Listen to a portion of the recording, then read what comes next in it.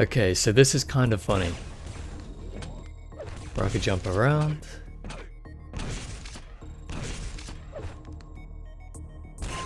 He either didn't have sound, or I'm like some kind of ninja with rocket jumping or something. So hi, my name is Zai, and these are some highlights with the Nixeus Revel. The Revel has a very familiar shape with a top optical sensor, light buttons, and a low weight. They're the important points of a mouse, so I'll elaborate on each throughout this review. I want to start with the shape, because while many will recognize it as a SteelSeries Sensei, with buttons on the left only, it actually feels different. Here it is with the Dream Machine's DM1 for comparison. They're almost identical, even with the measurements being about 5.7cm at the fingers and about 11.7cm on the length. They seem the same, but there is a difference. Notice there is a bump on the top of the shell on the DM1. It looks like they've streamlined the shell of the Revel a little bit more. Now the obvious question is, which one is better? Well, in a way I like the Revel because it feels a bit more basic. But I also like how the DM1 gives that little bit extra room for your palm to rest on. So both are good in their own way, it just depends what you like. The reason I wanted to bring this up is because the Revel actually feels slightly smaller, but the hand size recommendations remain the same. So as a rough guide, I'd say 14 to 17cm for palm grip, 15 to 19cm for claw, and 18 to 19.5 for fingertip. The shape is safe with plenty of room for your fingers, and enough ledge on either side to assist in picking it up. There are many reasons why this is a popular design, but I'd like to see some comfort grooves on the buttons. Speaking of the buttons, here's a listen to each click.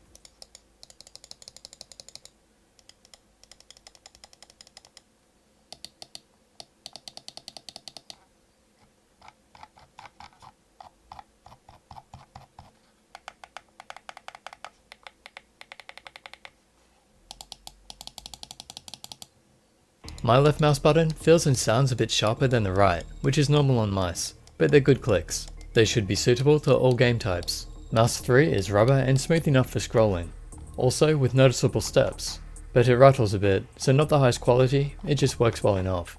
The side buttons have a good travel distance and they feel fast and easy to press in. And the DPI button is loud, but it works as it should.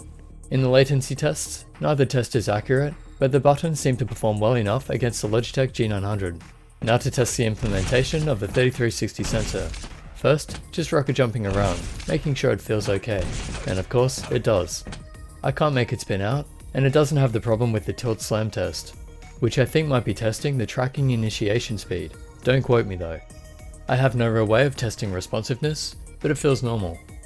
And in the sniper test, zooming all the way in, moving pixel by pixel at first, and I've tested this at all DPI ranges, it seems good in all of them. As smooth as you'd expect. So far, it's good for high and low sensitivity players. I don't have an accurate way of testing for acceleration either, but in this test, it seemed fine.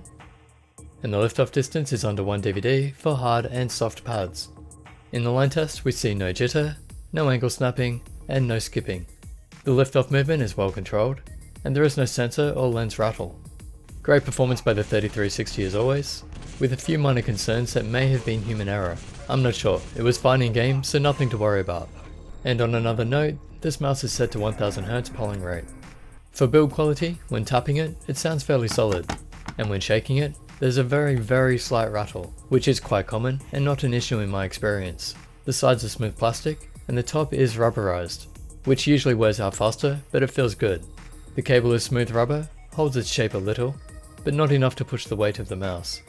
And the cable is 1.8 meters long. There are 3 feet on the base, and while some have expressed concerns about them, they feel and sound fine to me.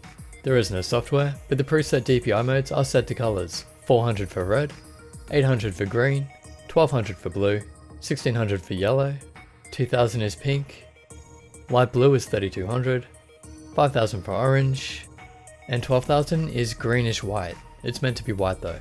So if you've watched my other reviews of mice like this one, you know I can aim well with them. And they're great mice. They're just not quite my style. But if this is your kind of mouse, then I can recommend it. The question people really want answered is which one? That's the problem with having this many clones of the same kind of mouse.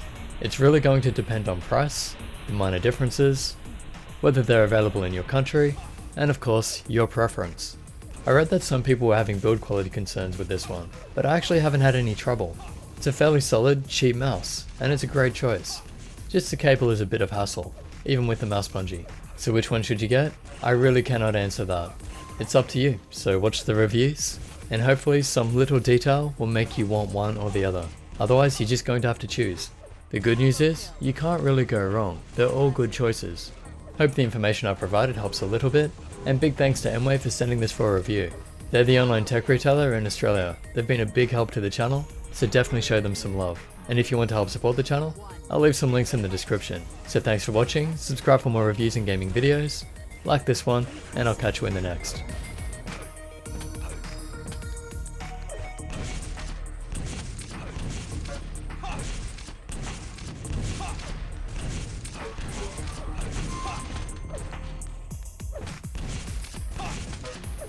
Blue wins the round. Combo kill. Accuracy.